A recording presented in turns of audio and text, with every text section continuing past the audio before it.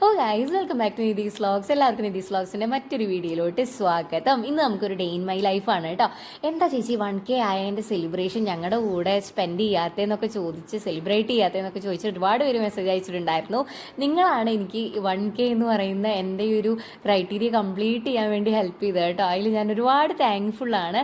എന്തായാലും thank you so much. അപ്പോൾ ഇന്ന് നമുക്കൊരു ഡേ ഇൻ മൈ ലൈഫാണ്. ഇന്ന് ഒരുപാട് പരിപാടികളുള്ളൊരു ഡേ ഇൻ മൈ ലൈഫാണ് കേട്ടോ.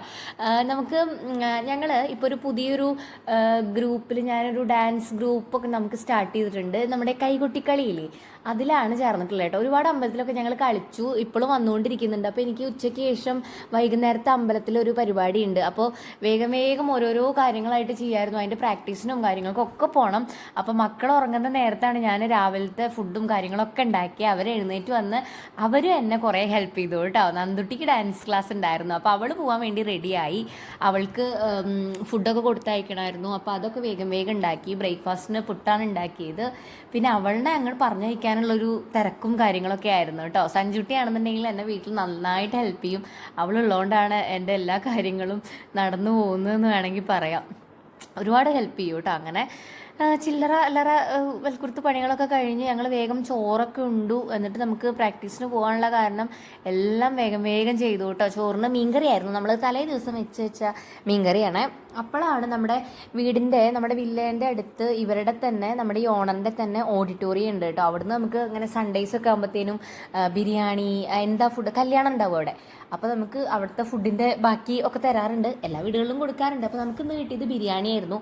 അതൊക്കെ കഴിച്ച് വേഗം നമ്മൾ കുളിയൊക്കെ കഴിഞ്ഞ് ഞാനങ്ങനെ ഡാൻസിൻ്റെ പ്രാക്ടീസിനൊക്കെ പോയി. സഞ്ജുട്ടനും ഉണ്ടായിരുന്നു എൻ്റെ കൂടെ. ഞങ്ങൾ നല്ല വെയിലായിരുന്നു കേട്ടോ. നമ്മൾ കുടയൊക്കെ പിടിച്ച് അങ്ങനെ പോയി. അവിടെ കുറേ സമയം കഴിഞ്ഞ് ഇന്ന് പ്രാക്ടീസിന് എനിക്ക് അങ്ങനെ പോകാൻ പറ്റാറില്ല, ഓഫീസുള്ള കാരണം. അപ്പോൾ സൺഡേയ്സ് മാത്രമേ ഞാൻ പ്രാക്ടീസിന് പോകാറുള്ളൂ.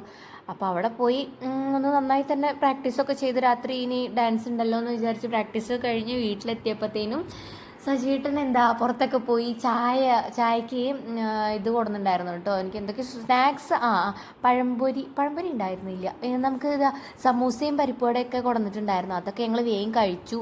പിന്നെ ആ സമയമാകുമ്പോഴത്തേനും എനിക്കിങ്ങനെ ടെൻഷനായി തുടങ്ങിയിട്ട്, ഒട്ടും പ്രാക്ടീസ് ഇല്ലാണ്ട് നമ്മൾ സ്റ്റേജിൽ കയറുമ്പോൾ നമുക്ക് ഉണ്ടാവുന്ന ഒരു ടെൻഷനില്ലേ, അതപ്പോഴേക്കും എനിക്ക് തുടങ്ങിയിട്ടുണ്ടായിരുന്നു. ബാക്കി നമ്മുടെ ഗ്രൂപ്പിൽ 14 പേരാണുള്ളത്. ശ്രീനടനം എന്നാണ് ഞങ്ങളുടെ ഗ്രൂപ്പിൻ്റെ പേര്. കുമരനെല്ലൂർ ശ്രീനടനം ഗ്രൂപ്പ് എന്നാണ് കേട്ടോ ഞങ്ങളെ തന്നെ വിശേഷിപ്പിക്കുന്നത്. അപ്പോൾ ആ ഒരു ഡാൻസ് പ്രാക്ടീസ് ഇല്ലാതെ സ്റ്റേജിൽ കയറുമ്പോൾ നമുക്കുണ്ടാവുന്ന ഒരു ടെൻഷനില്ലേ, അതാണ് എൻ്റെ മുഖത്ത് ഇങ്ങനെ കാണാനുള്ളത്. അപ്പം ഞാൻ എന്നാൽ വേഗം ചായയൊക്കെ കുടിച്ച് റെഡി ആവാമെന്ന് വിചാരിച്ച് വേഗം ചായയൊക്കെ കുടിച്ചു. മേലൊക്കെ കഴുകി നമ്മൾ ഡ്രസ്സ് ചെയ്യാൻ വേണ്ടിയിട്ട് അങ്ങ് റെഡിയായി കേട്ടോ. ഡ്രസ്സൊക്കെ ചെയ്ത് ഒരു 8-9:30 നമുക്ക് അവിടെ അടുത്തുള്ള കല്യാണിക്കാവ് എന്ന് പറയുന്ന അമ്പലത്തിലാണ് പരിപാടി ഉണ്ടായിരുന്നത്.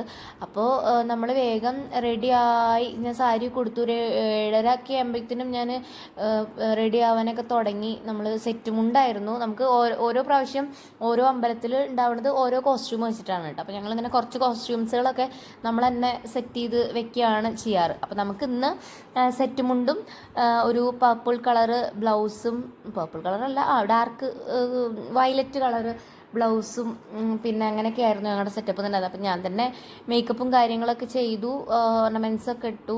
എന്നിട്ട് പോവാൻ റെഡിയായി. നമ്മൾ ഇവിടുന്ന് വണ്ടിയിലാണ് പോകുന്നത് കേട്ടോ.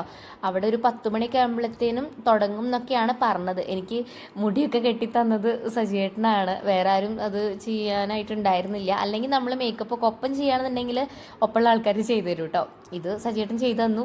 എന്നിട്ട് ഞങ്ങൾ പിന്നെ അങ്ങനെ എല്ലാവരും കൂടെ 12 പേരും കൂടെ ഒപ്പാണ് അമ്പലത്തിൽ പോയത്. വണ്ടിയിൽ പോയി. അവിടെ ഒരുപാട് ഡെക്കറേഷനും കാര്യങ്ങളും, ഇതാണ് അമ്പലത്തിൻ്റെ എൻട്രൻസ് കേട്ടോ. ഡെക്കറേഷനും കാര്യങ്ങളും കുറേ പ്രോഗ്രാംസുകളും ഉണ്ടായിരുന്നു. കുറേ എന്ന് പറഞ്ഞാൽ ഒരുപാട് പ്രോഗ്രാംസ് ഉണ്ടായിരുന്നു. പക്ഷേ എല്ലാം വേഗം ഇങ്ങനെ ചടപടയിച്ചിട്ട് പെട്ടെന്ന് കഴിയുന്നുണ്ടായിരുന്നു കേട്ടോ. 10 മണിക്ക് തുടങ്ങി. ഞങ്ങൾ കുറേ ഫോട്ടോസൊക്കെ എടുത്തു. ഞങ്ങൾക്ക് ഫ്ലെക്സ് അടിക്കാനുള്ള ഫോട്ടോ ഒക്കെ എടുക്കാനുണ്ടായിരുന്നു. അപ്പോൾ അതൊക്കെ എടുത്തു. ഇതാണ് നമ്മുടെ കളി കേട്ടോ. ഞാൻ ഫുള്ളായിട്ടൊന്നും ഇടുന്നില്ല. പിന്നെ പാട്ടും എനിക്കിതിൽ ആഡ് ചെയ്യാൻ പറ്റില്ല. പാട്ട് ആഡ് ചെയ്ത് കഴിഞ്ഞാൽ അത് കോപ്പിറൈറ്റിൻ്റെ ഇഷ്യൂ ഉണ്ടാവും.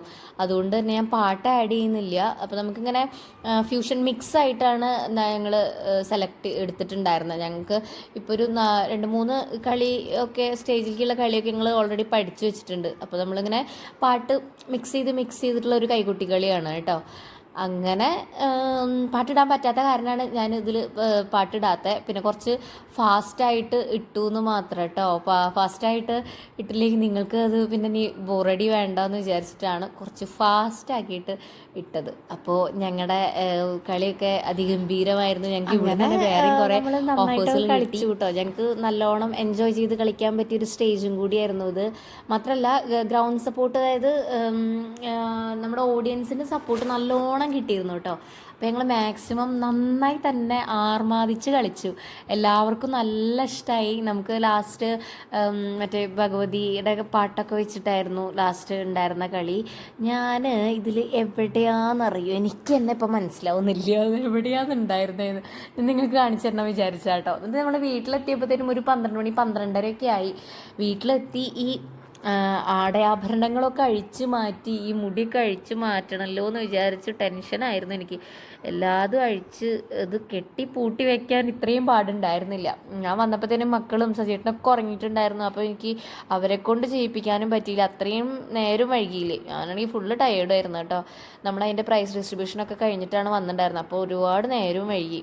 എന്നിട്ട് ഞാൻ തന്നെ എങ്ങനെയൊക്കെയോ അത് മുറിച്ച് അകത്തി എടുത്ത് മാറ്റി എല്ലാതും അഴിച്ച് ക്ലീനാക്കി വൃത്തിയാക്കി എന്ന് വേണമെങ്കിൽ പറയാം. എനിക്ക് ഒട്ടുമായിരുന്നു അങ്ങനെ തന്നെ കിടന്നുറങ്ങിയാലോ എന്ന് വരെ ആലോചിച്ചു കേട്ടോ. പക്ഷെ അതിനുള്ളൊരു എങ്ങനെയായി നമ്മൾ ഈ ഡ്രസ്സും സാധനങ്ങളും വേർപ്പും ഒക്കെ വെച്ച് കിടന്നുറങ്ങാമെന്ന് വിചാരിച്ചിട്ടാണ് ഞാനത് ചെയ്യാതിരുന്നത്.